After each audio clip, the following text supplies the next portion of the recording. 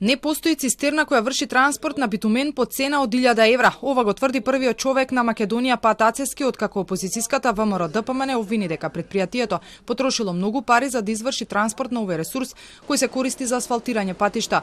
Од партијата посочија дека за истата услуга претпријатието улици и патишта на град Скопје потрошиле многу помалку. Јас тврдам дека е тоа нотарна лага, дека они набавиле битумен 10 пати поевтино од нашиот. Некоја разлика во цената да може да има, дека станува збор за различни предпријатија.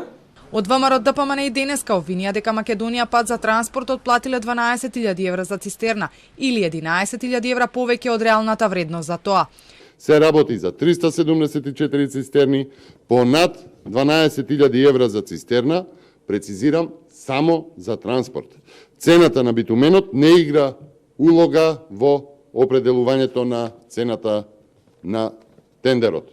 Тоа е овој договор.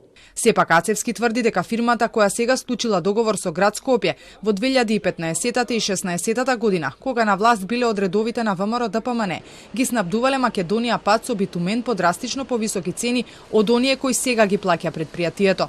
Можела да конкурира вклучително и фирмата што конкурирала во улици и патишта и ние би биле срекни да конкурирала и да ни ги понудила тие цени што викаат дека таму ги понудиле. Изминативе денови од опозицијската ВМРО-ДПМН постојано обвинуваат дека Македонија Пат има направено криминални сделки тешки 4,5 милиони евра.